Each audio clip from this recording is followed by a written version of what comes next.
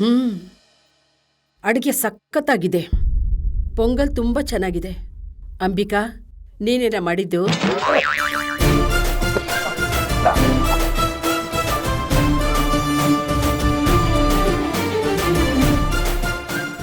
ಏನಮ್ಮ ನೀನು ಅಡುಗೆ ಸಿಕ್ಕಾಪಟ್ಟೆ ಚೆನ್ನಾಗಿ ಮಾಡಿದ್ಯಾ ಅಂದಮೇಲೆ ಅಂಬಿಕನ್ ಕೇಳ್ತಿದ್ಯಲ್ಲ ನೀನು ಮಾಡಿದ್ದ ಅಂತ. ಇಷ್ಟು ಚೆನ್ನಾಗಿ ಅಡುಗೆ ಮಾಡಿದಾಳೆ ಅಂದಮೇಲೆ ಅದು ನೇತ್ರಾನೇ ಮಾಡಿರೋದು. ರೀ, ನಿಮ್ದು ಯಾಕೋ ಅತಿ ಆಯ್ತು. ನಂಗೇನು ಅಡುಗೆನ ಮಾಡೋದಕ್ಕೆ ಬರಲ್ವಾ? ನಾನು ಹಂಗೆ ಹೇಳಿದ್ನ ಅಡುಗೆ ಮಾಡಕ್ಕೆ ಬರಲ್ಲ ಅಂತ. ಯಾವತ್ತಾದರೂ ಮಾಡಿ ಬಡಿಸಿದ್ರೆ ತಾನೇ ನನಗೆ ಗೊತ್ತಾಗೋದು ಅಡುಗೆ ಮಾಡಕ್ಕೆ ಬರುತ್ತೆ ಇವಳಿಗೆ ಅಂತ. ಡ್ಯಾಡ್, ಮಾಮ್ನ ರೇಗ್ಸಿದ್ ಸಾಕು. ನನ್ಗಂತೂ ತಲೆ ಕೆಟ್ಟೋಗಿದೆ. ಸುಮ್ಮನೆ ಊಟ ಮಾಡಿ.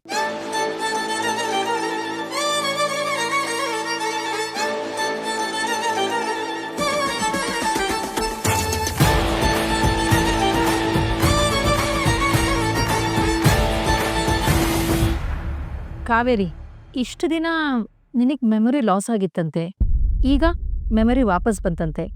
ಕೇಳೋದಿಕ್ಕಂತೂ ಸಖತ್ತಾಗಿದೆಯಲ್ಲ?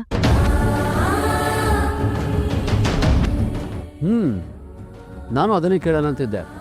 ಅಲ್ಲ, ಇಷ್ಟು ಒಳ್ಳೆ ಟ್ರೀಟ್ಮೆಂಟ್ ಯಾವ ಹಾಸ್ಪಿಟಲ್ ಕೊಟ್ಟರು ಕಾವೇರಿ? ಅಲ್ವಾ ಬ್ರೋ? ಹೇಳು ಕಾವೇರಿ.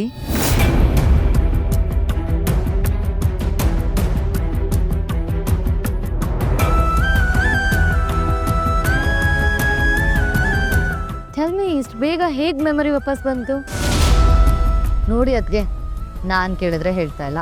ಅಟ್ಲೀಸ್ಟ್ ನೀವಾದರೂ ಕೇಳಿ ಹೇಳ್ಬೋದು. ಕಾವೇರಿ, ಹೇಳು. ಕಾವೇರಿ, ಈಗೇನು ಹೇಳ್ತೀಯೋ ಇಲ್ವೋ? ವೃಂದ, ಹಬ್ಬದ ಊಟ ಮಾಡ್ತಾ ಇದ್ದೀವಿ, ಈಗ ಯಾಕದಲ್ಲ? ಅಜ್ಜಿ, ಯಾಕೆ ನನ್ನ ಕ್ವಶನ್ ಕೇಳಬಾರ್ದಾ? ಪ್ರಶ್ನೆಗಳು ಯಾರು ಬೇಕಾದರೂ ಕೇಳಬಹುದು, ಆದರೆ ಆನ್ಸರ್ ಮಾಡಬೇಕು ಅಂತ ರೂಲ್ಸ್ ಏನಿಲ್ವಲ್ಲ. ಈಗ ನೋಡು, ನಾನು ಕೇಳ್ಬೋದಲ್ವಾ, ಅಗಸ್ತ್ಯ ಕರೆದ ತಕ್ಷಣ ನೀನು ಯಾಕೆ ಬಂದೆ ಅಂತ. ನಿನಗೇನು ಮಾನ ಮರ್ಯಾದೆ ಇಲ್ವಾ?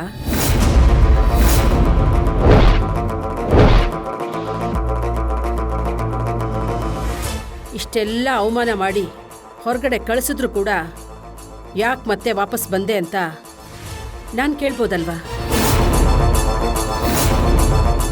ಅದಕ್ಕೆ ನೀನು ಉತ್ತರ ಕೊಡ್ತೀಯಾ?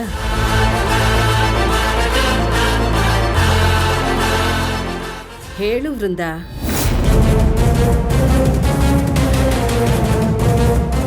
ವೃಂದ, ಹೇಳ್ತೀಯೋ ಇಲ್ವೋ? ಅಜ್ಜಿ, ದಿಸ್ ಇಸ್ ಟೂ ಮಚ್. ವೃಂದ ಈಗ ನಮ್ಮ ಗೆಸ್ಟ್. ಖಂಡಿತ ಇಲ್ಲ, ನಾವ್ಯಾರು ಗೆಸ್ಟ್ ಅಂತ ಅನ್ಕೊಂಡಿಲ್ವಲ್ಲ. ಟಾಪಿಕ್ ಏನಾದರೂ ಚೇಂಜ್ ಆದರೆ ನಾನು ಹಾಗೆ ಮಾತಾಡ್ಬೇಕಾಗಿ ಬರುತ್ತೆ. ಓಕೆನಾ? ಊಟ ಮಾಡಿ.